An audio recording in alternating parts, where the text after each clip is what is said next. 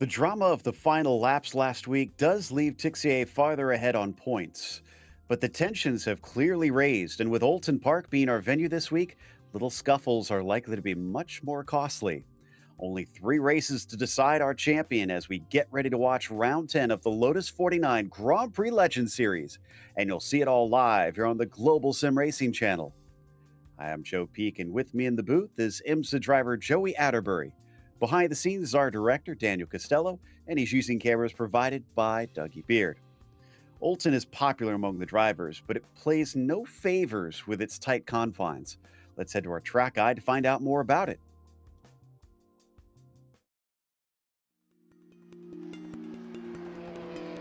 Welcome to Oulton Park Circuit.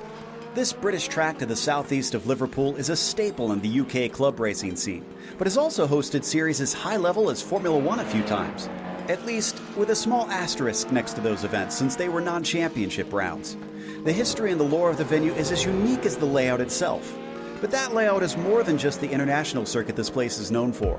An incredible 8 different versions can be run, but they all range between 1.5 to 2.5 miles in length. It's not exactly a long lap around here. What it lacks in that realm, it more than makes up for in bumps and hills. On top of that, Oulton Park offers some very fast corners, so you certainly won't get bored. Turns like Island Bend, Knickerbrook, and Druids can be utterly fearsome depending on which chicanes are at it. But even the slower corners often involve blind crests or kinked entries, making passing a very difficult prospect. In modern day, the place is mainly visited by touring cars, GT cars, motorcycles, and Formula 3. But here on iRacing, it's quite popular with the vintage community. Needless to say, this is a track that carries on the British tradition of fast, old-school style circuits that challenge and thrill drivers. It'll no doubt be a blast for both our competitors and fans today.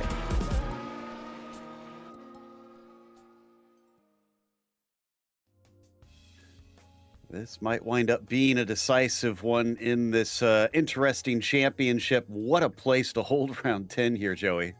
It is an interesting circuit, certainly. Oulton Park here, just over 2.5 miles in length, 12 turns, and actually wears a couple different faces because there are some high-speed sections where the car just struggles to hold the nose, specifically on the back straightaway. We were talking about a pre-race. It can be very, very tricky, and then also hard on the brakes into the hairpin. Also, Druids, also very, very tricky to get onto the brakes there.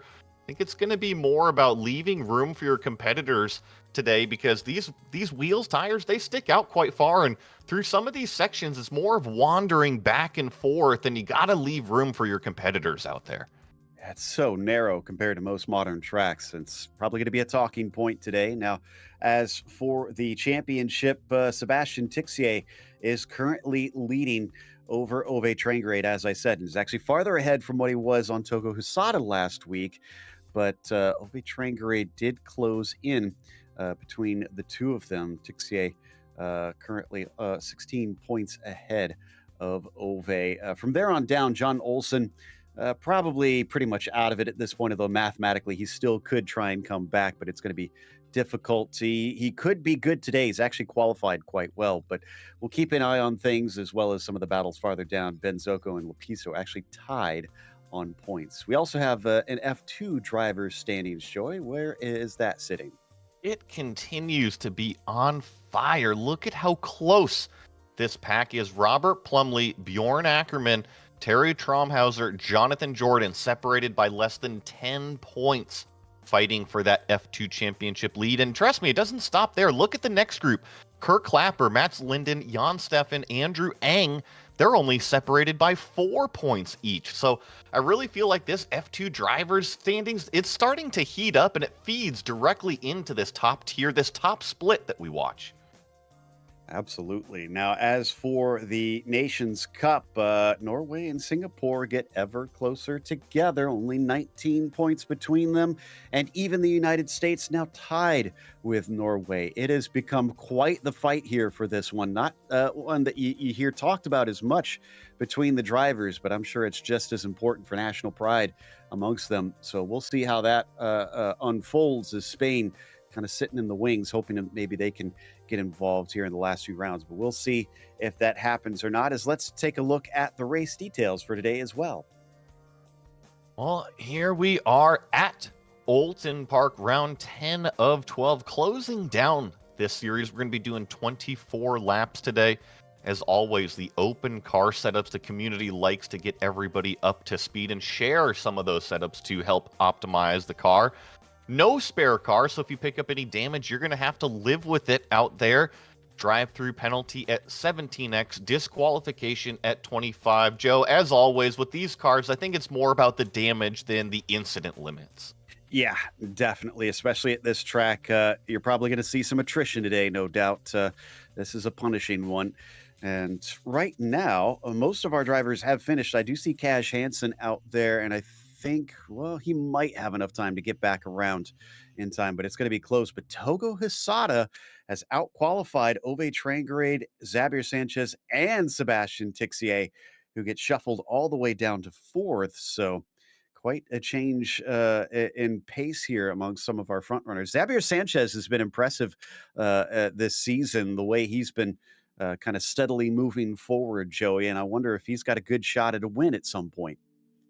I think so. And you look at the number board that he carries, that number 1 plate on the front of his car. So that means that I rating way up there for Xavier Sanchez. It's not a matter of talent. He has it to take home those wins. It's just a matter of which course is he going to come out, do the most practice, and really lay down his game. All right, qualifying is done. Let's go through our starting order. And it's Togo Hisada on the pole with Ove Trangrade in second. Xavier Sanchez starts third, followed by Seb Tixier in fourth.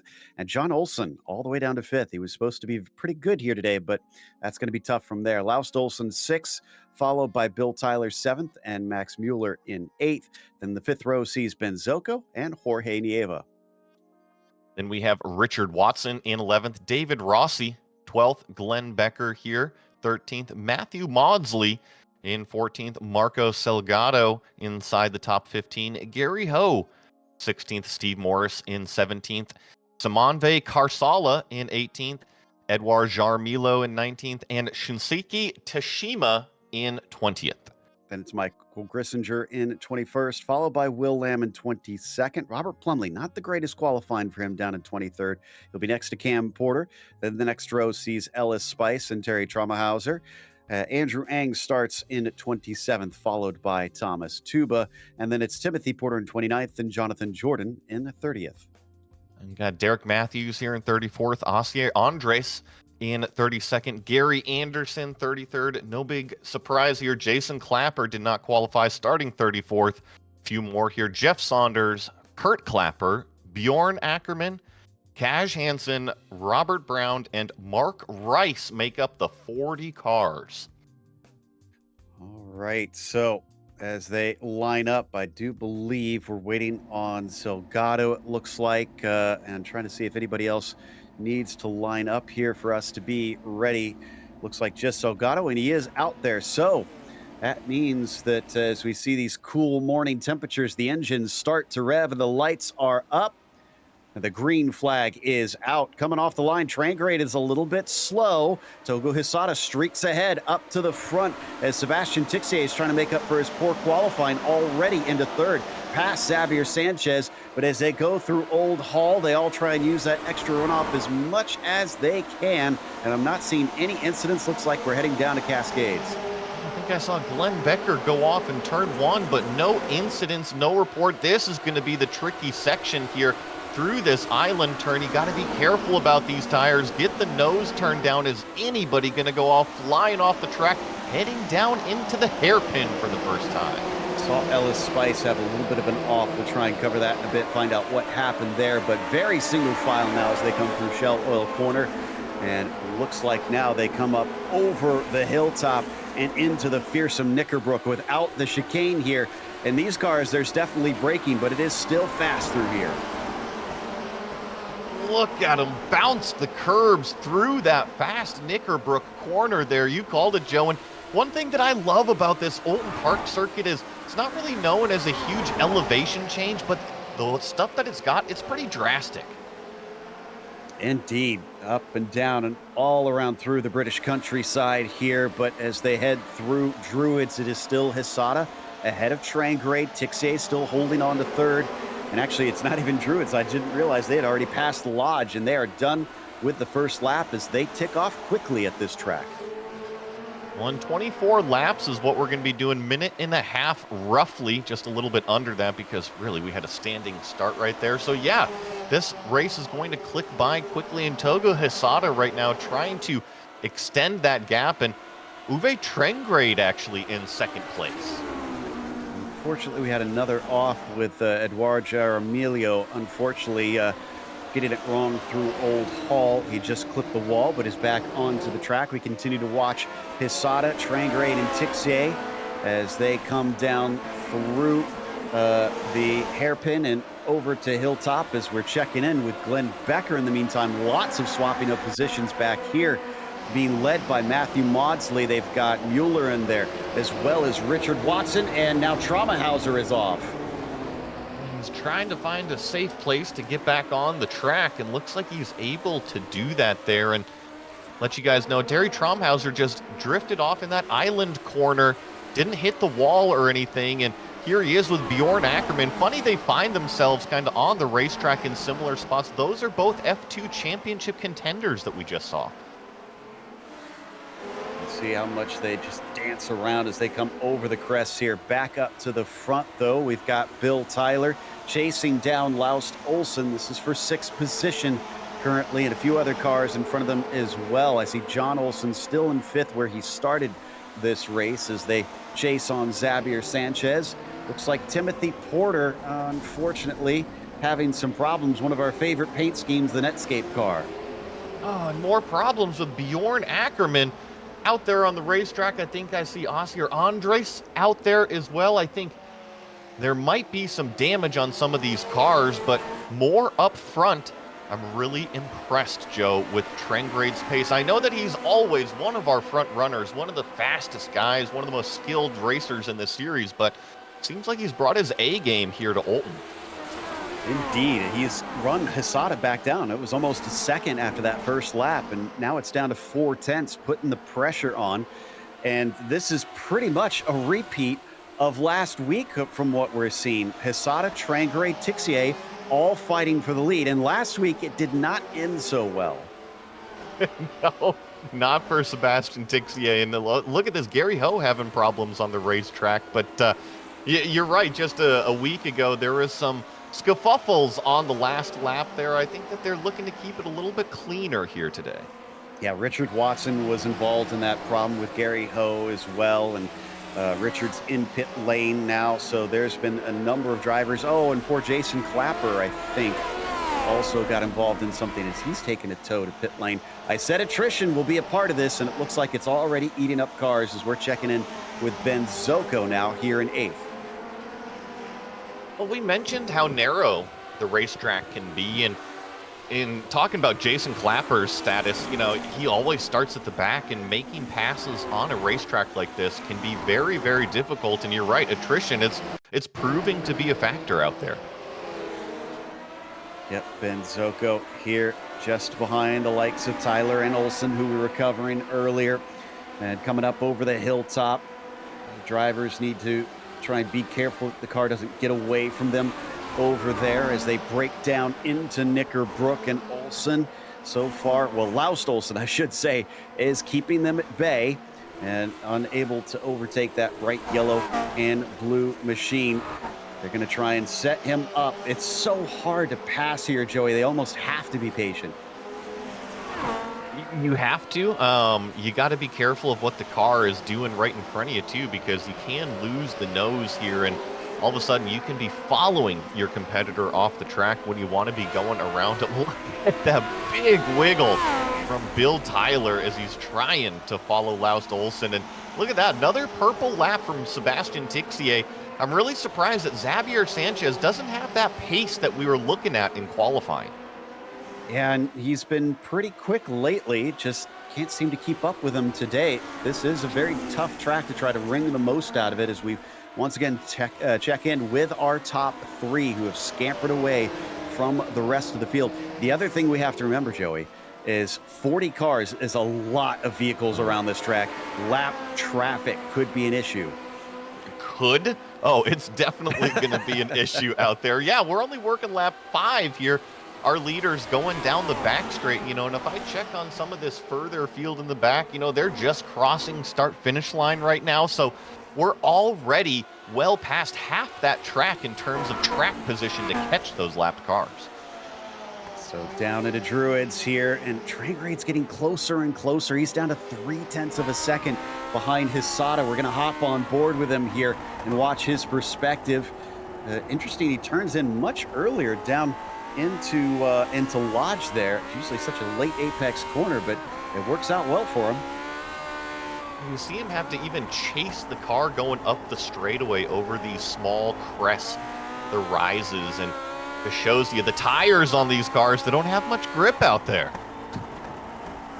No, it is so hard to try and wrangle it around this track. This is one of those courses where you need quite a bit of bravery, big set of stones to try and be quick and handle the car, just kind of being so nervous underneath you as Ove Trangrade just kicking up little bits of dust as he takes it right to the edge of the track, down through the banked hairpin and off the corner. He is using every inch of things as he drifts out. And you kind of called it. This looks very similar to what we saw just the other week. It was over at Imola. And something to note there, Togo Hisada did not lead every lap. He was passed for the lead. They did have battles back and forth, and then the scuffles happened. So I do think that our leader, Togo Hisada, goes through a couple different race paces during this overall race. And I wouldn't be surprised to see Trangrade put even more pressure on our leader. Yeah, I wonder if the way Togo sets up the car, if maybe the tires just start to give way a little bit towards the end, because it does seem like he gets put under pressure as Ove Trangrade is the one that nearly loses it and has to catch it. And no change of position as we check in with Mueller. In the meantime, he's going to take 10th place over David Rossi down through Lodge, but he might have a fight back from David as they come down the front stretch up towards Old Hall. No dice, though, as he sits and waits behind. Also, you saw Matthew Maudsley just behind this battle as well, up 2 positions, trying to stick his nose in there, maybe try to get into the top 10. But, yeah, Maximilian Mueller up into 10th. And he just had a big slide coming down through Cascades. That's going to slow him up. Are they going to go wheel to wheel? No, they're going to get back single file before they go through Island Bend. That is not a turn you can really go too wide through. Well, and we saw what going sideways happens with Trangrade. He lost so much. Something's happened to Hisada. Oh, no. Oh, holy cow. Huge accident. And that is with John Olsen, who absolutely T-boned him up and over the crest. I don't know if he just didn't see him or what happened there, but he ran straight into him. I'm going to think, yeah, you couldn't see. I mentioned the elevation. It's not very much, but it's drastic here at Oulton Park. And wow, just all of a sudden, the shape of the front of the race changes. And I'm afraid I'm not sure that we'll have a replay on that, but Hisada, unfortunately, looks like he put his wheels off into the grass. And yeah, you're right. He must have either just been far enough over the crest, or I think Xavier Sanchez, who was in a battle with John Olsen, blinded him just enough that when he poked the car out, he realized too late where he was headed. But this means Trangrade's now your leader. Tixier is chasing him, and Sanchez has been promoted onto the podium. Well, lucky duck, Xavier Sanchez out there. And honestly, he's kind of in a lonely race because you see him pulling away from Laust Olsen right here, the yellow number 9 car. And Laust has to worry about Bill Tyler behind him. So Xavier Sanchez kind of finding his own home on the racetrack right now. It's been such an up and down season for poor Togo Hisada. He's had plenty of good results, but also plenty of bad ones out there. So we're going to take a look at what happened here with Togo, and unfortunately just went a little bit wide, and when he came to a halt, here they come over the crest, and just could not see him in time. You saw right there, that camera angle is just over the crest, and I actually wasn't sure about the car that just squeaked by as John Olsen bounced back onto the racetrack. There was another really close impact. Thankfully, didn't happen. Oh, that's more victims here eaten up on this one. Cam Porter, in the meantime, has got a nice little fight with Glenn Becker. Becker down quite a few. He's lost 4 positions. Cam Porter, though, up 6 as he picks him off bit by bit.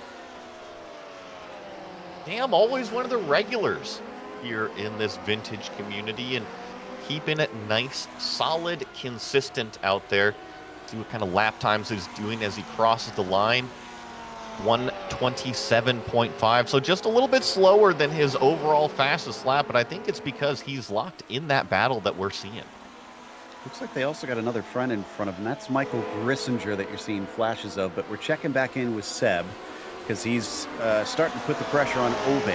And this is important because Ove is the one that is chasing Tixier in the points right now. And I know Seb has said he's not going to worry about the championship anymore, but surely with a mere 3 rounds left to go and him leading the points, he's going to want this win to be able to take championship number 2.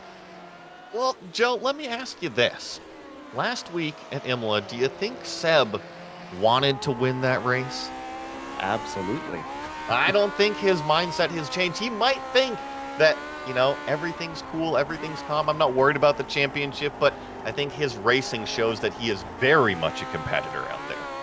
Indeed. And, well, for Ove Trangarade, this could be critical because knocking another 5 points will bring it down to 11 between himself and Tixier. The only bad thing is if they finish 1-2 like this in every remaining race, Seb will still be the champion by a single point between them. But he can't really rely on the guarantee with that. Yes, they have been fast late in the season, but as we've seen, things can change in a hurry in this series. They really can, and look at this. It might change right here. Lap car stays out of the way over the crest because we are approaching this fast right-hand Knickerbrook corner here, and trust me, that's not where you want him to run into lap traffic, but look at this. Sebastian Tixier over the back of our leader. He is putting that pressure on, and he's got nothing to worry about from behind. They're 7 seconds ahead of Sanchez right now. Oh, that's a very good run from Seb Tixier. He's going to get to the inside, tries to outbrake him down into Lodge. Ove hangs tough around the outside. We've seen cars get squirrely here coming over Deerleap. Who's going to be able to keep their foot down? They both stay on it, but it looks like Seb does not have the traction that Ove did. Wow, I thought for sure Tixier was going to be able to power around the outside, but it just goes to show you how slippery these cars are. Even going up through 2nd, 3rd, 4th gear on the front straightaway, they still have those wheel slip moments. They're going to try to weave a little bit to break the slipstream. Also, I think that was Kaj Hansen that was trying to stay out of the way that they didn't want to get close to there. And as they stay single file down to the hairpin once again, Trangarade is not giving up on this one. Both of them going for championship number 2 to their name. There's only been a handful of drivers who've had more than one championship in the Grand Prix Legend Series over the years, and they want to add their names to the list. And I even feel that Trangarade is lifting over some of these crests that we see on the road because Tixier behind him closes in pretty dramatically on some of these straightaway sections. So I wonder if Ove is really worried about his rear tires. We saw him have troubles earlier on the front straightaway. I think that might be his weakness. Apologies. Ove has 2 championships, so I'm corrected. He's looking for number 3 here this season. He still is working hard as we watch Steve Morris now down through. Whoa, as was that Cam Porter there going off wide a little bit as they battle for position back here in the mid-pack. That was indeed the 18 who is having trouble, and Maurice is climbing all over him with no place to go. Wants to try and make a pass, almost dips his wheel under braking into Druids. They cut back. He gets another good run, and the battle carries on. Yeah, it looks like he's going to show his nose here. Is Morris going to poke it down the inside of Cam Porter? He puts the car there, places it nicely. Cam realizes he's there. Great sportsmanship. Steve Morris up to 18th. Jeff Saunders thought maybe he could take advantage of it, but once again, that outside line over Deerleap seems to just have no grip as we come back to Matthew Maudsley now, fighting with David Rossi. They were in a battle earlier, and we had to leave with all the action up front, but it carries on here for 9th place. And I think, is that Kurosawa? That is just behind them in the 30 car, who is definitely punching above his weight, number 30, and yet he's running 11th. One of our biggest movers, Kurosawa, there, up 7 positions, started in 18th spot, and now he's knocking on that door for the top 10, chasing Matthew Maudsley right here as we watch him go into this tricky section where it just wanders back and forth. And actually, look at this. Here comes Kurosawa trying to get into the mix. Yeah, looks like a little bit of a holdup for Maudsley as he tried to go by Derek Matthews, who was a lapped car. Oh, and he goes deep down into Lodge. He's going to be a little bit offline. Tries to cut back across the track. Here comes Kurosawa. And once again, Deer Leap just puts paid to any hopes of trying to complete that pass. It's frustrating my mind, Joe. There's no reason why that outside line shouldn't hold the grip, but I think just between these cars, the older tires, the massive engine in the back, you just have to be careful with the throttle. Yeah, I can tell you as you're coming up over that, it starts to get away from you. Back to Ben Zocco as the number 6 is still behind Bill Tyler here. Laust Olsen and Xavier Sanchez all fighting for the final podium spot. Sanchez just keeping them at arm's length, not willing to let them get close enough.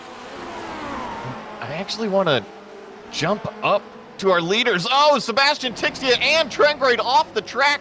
They're trying to deal with some lapped traffic right now. They got a little bit checked up and more action in front of them. Oh, it was getting so close out there.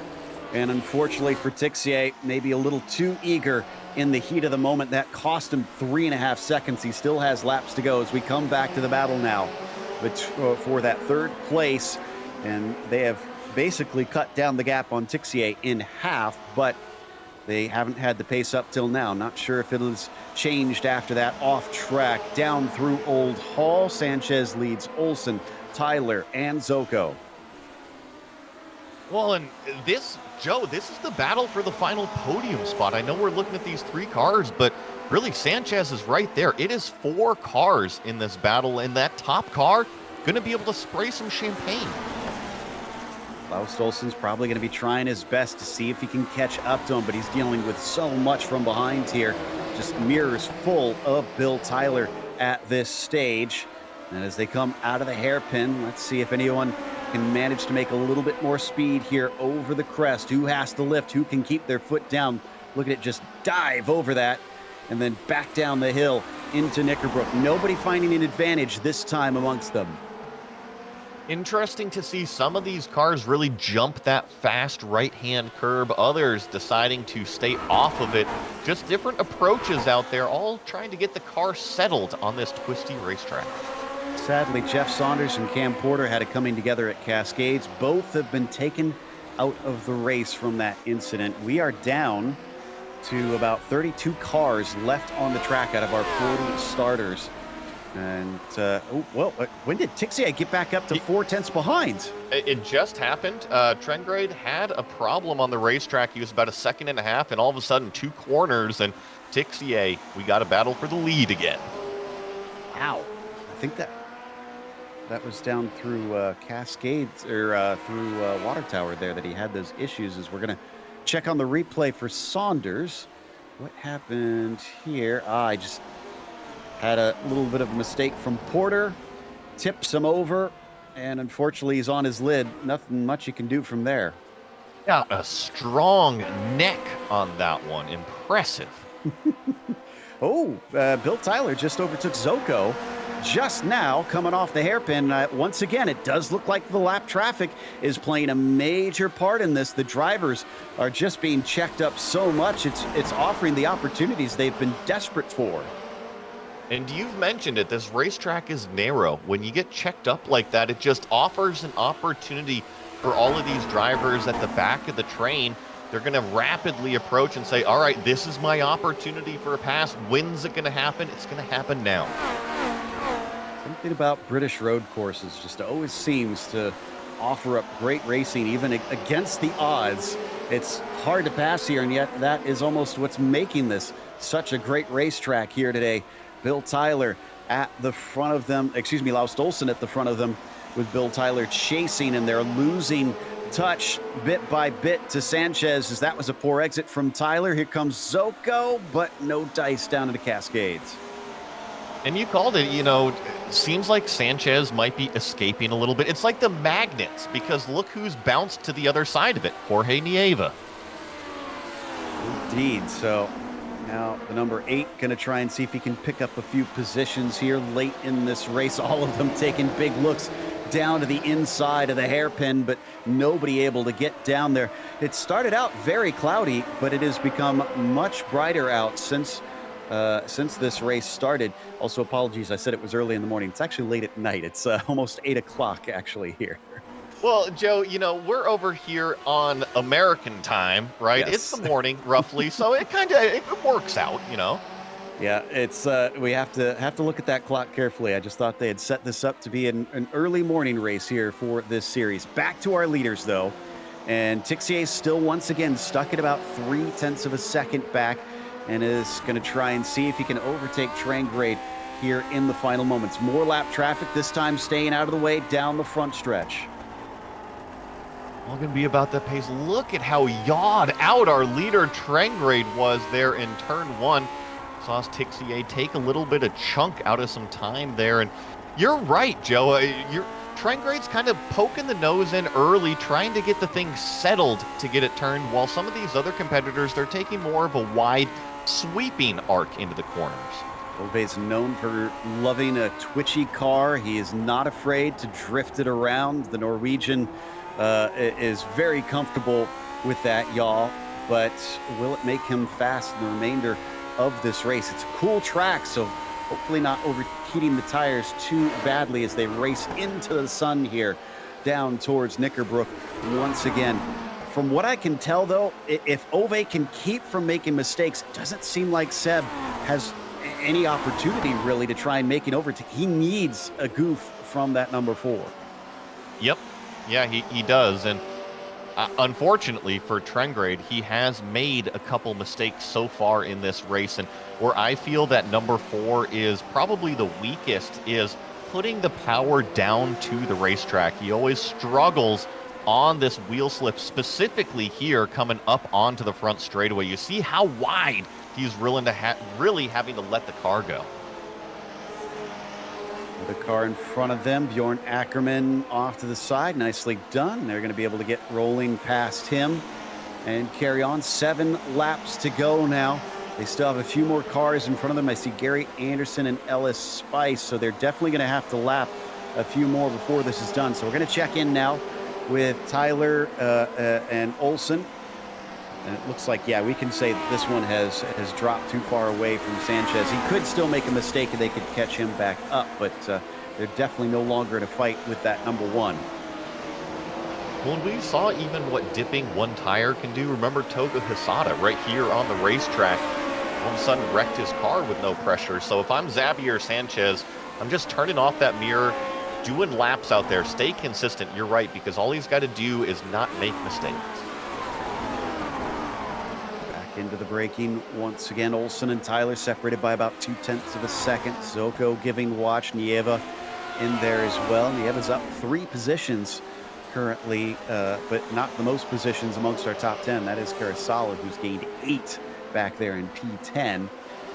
But still, these drivers could gain a number of more, especially Nieva. They're sitting at the back of this group. 3 of them could easily be picked up if these guys tangle, and there is a good exit, but yeah, we've already seen this story, and Tyler's not going to be able to make the pass on the front stretch.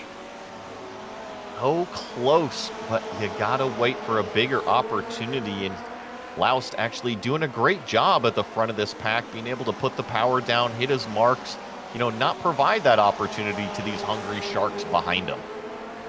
Yeah, usually we get a webcam feed from Laust Olsen. I'd be curious to see if he's got that on right now. And if he, as they got a car off in front of them, that was Gary Anderson, a lapped car, thankfully, is just going to be able to pull out of the way and actually didn't hit anything, which is rare in that corner. Yo, that took my breath away, because I was just talking about Sanchez. He's got to keep it clean, and just saw a car go off in front of this pack. Thankfully, it wasn't Xavier. Battle down for 18th position here, side by side through Old Hall. Edouard is going to be able to hold on to P17. Grissinger was the one on the attack. Gary Ho watching from behind as they go through Cascades, and that shows you just how hard it is to overtake fully side by side, and still they go back to single file immediately. I feel like Gary Ho is actually the one that's on the move out of this group of three right here. See Jaramillo leading, Grissinger, and then Gary Ho, that third car in the back. And actually, look at this paint on Jaramillo. It reminds me, I'm a huge aviation nut, Joe, and that's very World War II fighter-esque. Yeah, we usually saw, I think it was Jorge Nieva that ran that paint for a long time. They must have switched that one out. As back to Tixier once again, within 0.2 of a second, but still just plugged up with no place to go. 5 laps to go. There's a mistake out of Trangarade. Going to look around the outside. Can he use the banking to do the job? No, he cannot. Cuts back to try to get a little bit of a better exit. Still, he has got Ove a bit on the ropes here. On a wiggle out of Tixia. You see him, another wiggle coming up over the crest. It's just amazing to me. These drivers over every single curb and crest, they're having to fight the car, feather the throttle just to keep the thing straight. Oh my goodness, yeah. I love these angles that we're getting.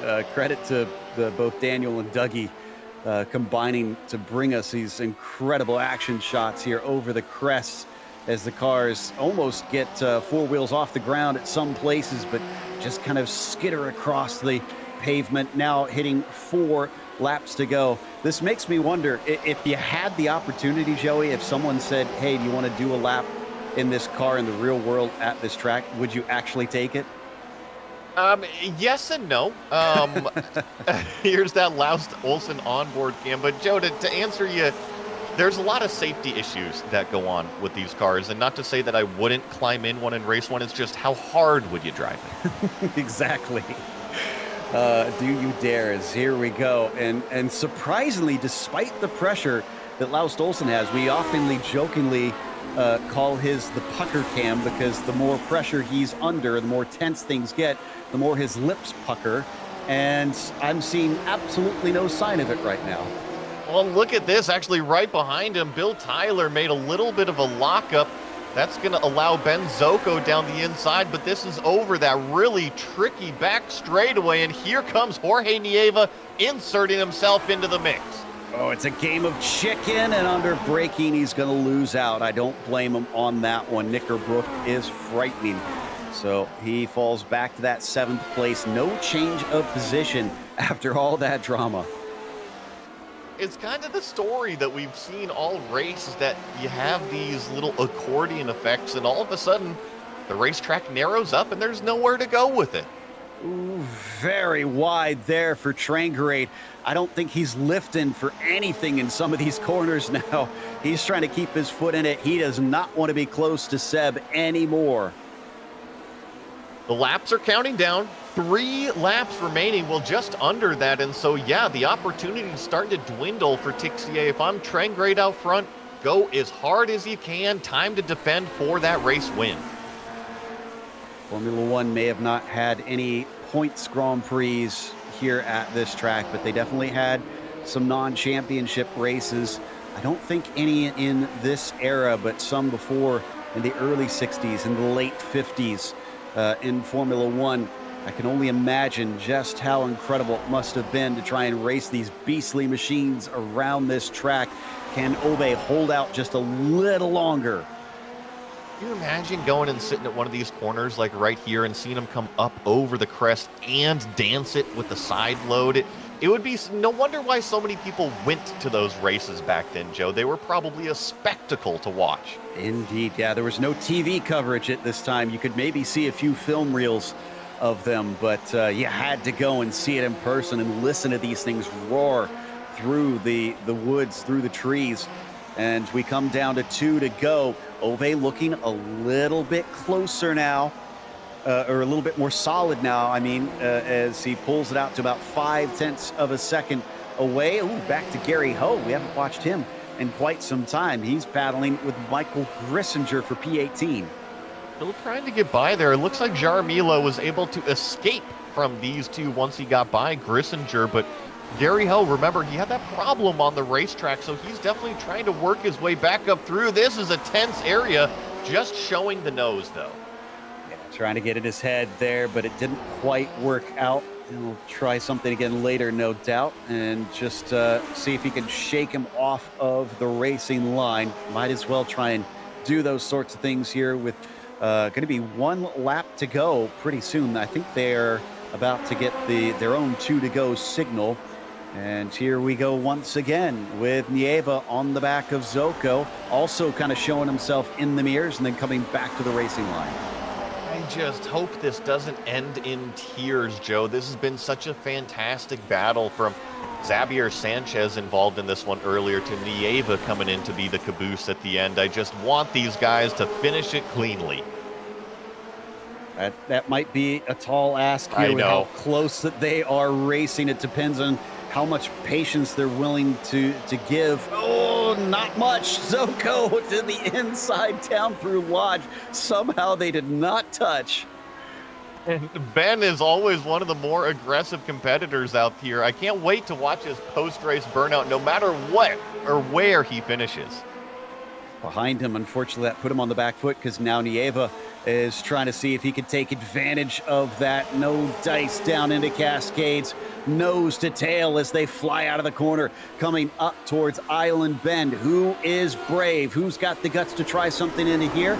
Does he have a run? He's right underneath him. He could try and send it in down to the hairpin. No, a big defense down to the inside. Oh, lucky Ben Zoko was able to get that car stopped because you were right. That was a big defense from Bill Tyler. It's really allowed Laust Olsen to escape. And looking at our front 2 leaders, Tixier has closed it up a little bit, but it was just on the straightaway.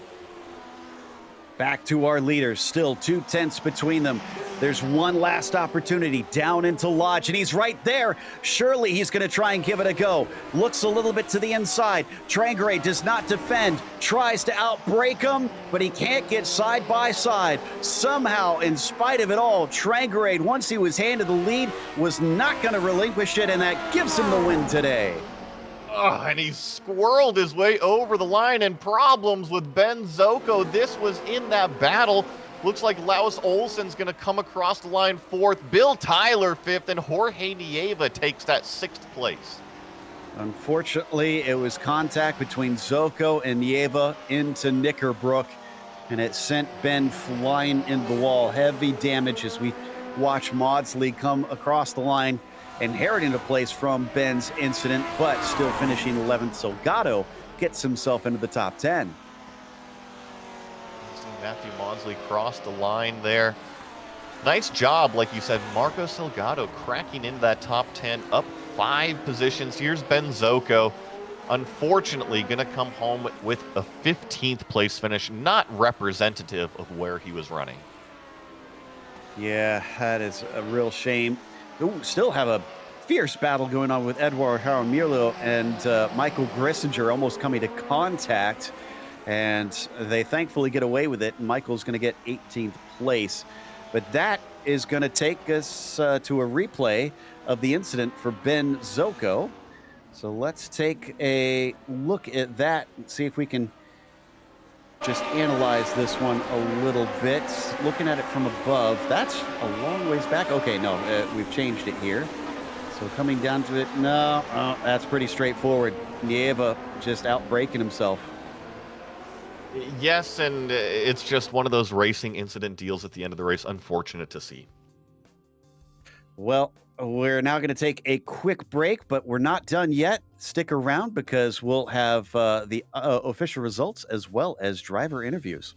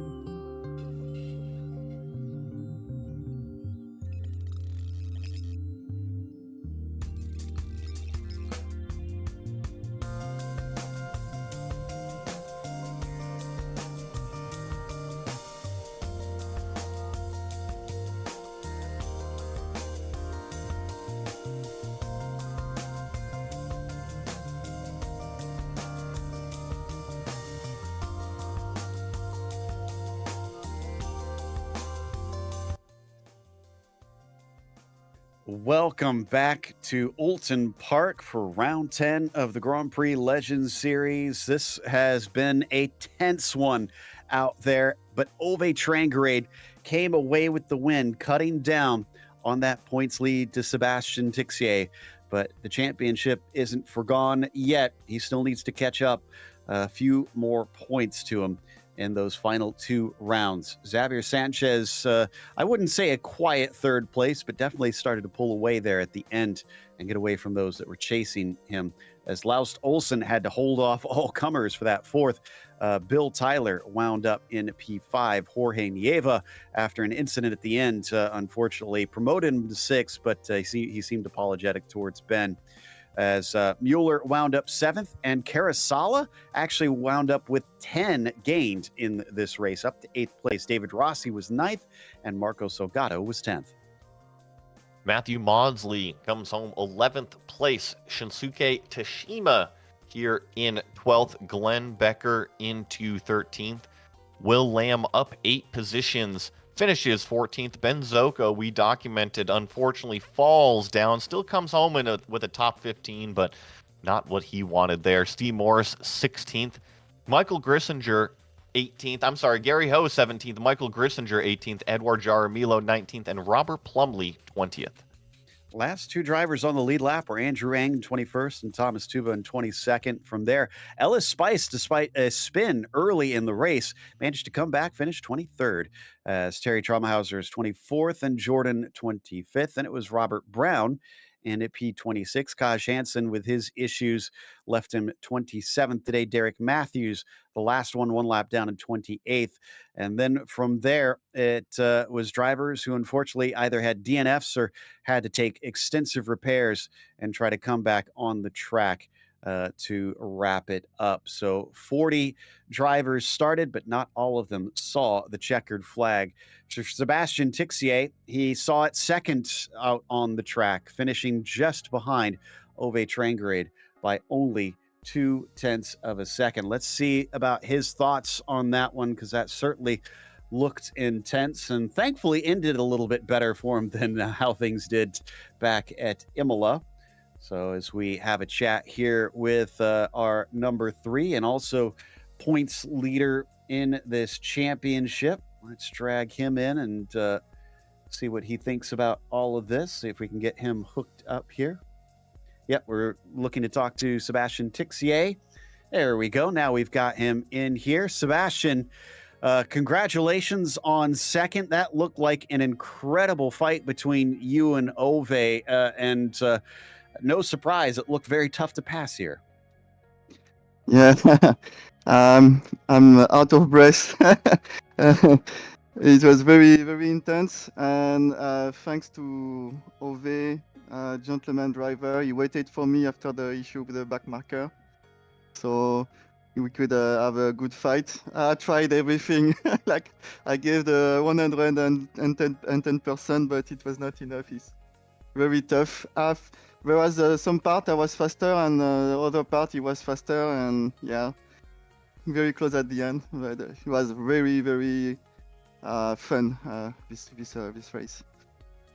Now, how close, because I didn't get a chance to go and check on it, how close was it between you and Togo when he had his wreck? Because unfortunately, he did have a big moment with someone behind, with him winding up kind of prone across the track.